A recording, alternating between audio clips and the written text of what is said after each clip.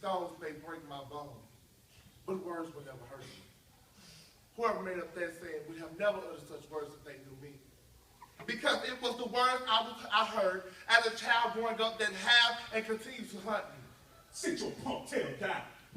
You just a little old sissy. Why can't you play sport just like the other boys?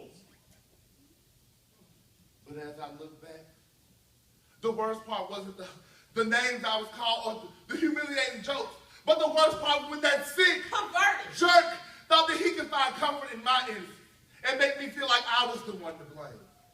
It seems to be a pattern. I meet him, we date. I pull back because I'm scared to love. I'm afraid to trust. I've always been told to let the past be the past and don't let it affect your future, but when you've been hurt like I have, it's just not that easy.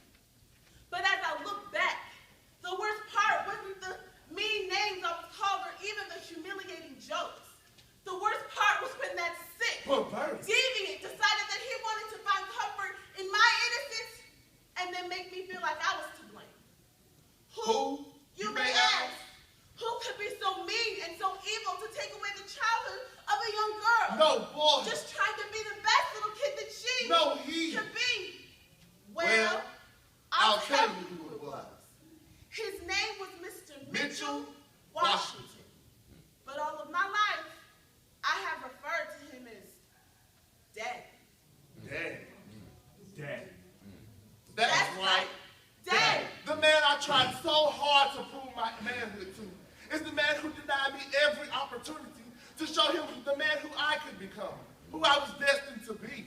The one man who was supposed to protect me was the one that hurt me. You see, my mama was a school teacher and my daddy would stay at home to babysit me. Me and my daddy would have so much fun playing our games. He'd pick me up with his big hands and hold me high in the sky and make it feel like I was flying.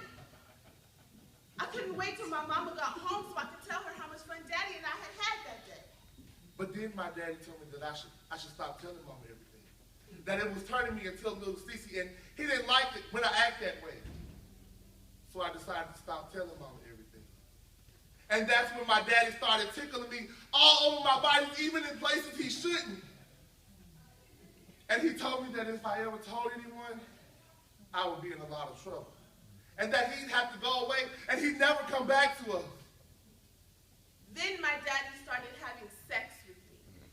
He said that that's the way it was supposed to be, that it was even in the Bible. He said that I was his second wife and that it'll always be that way. He told me that since I acted like a little girl that I'm gonna start treating you like one.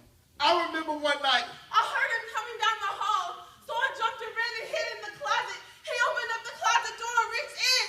No, Daddy, please. I'll be a good boy. I promise, Daddy, please. Please. My daddy touched me on my shoulder. Then he just turned away and walked away. But right then I didn't know what that meant. But as I grew up, I realized that it meant that I could run, but I could never hide. I was 6 years old when he touched me. Oh, he touched me.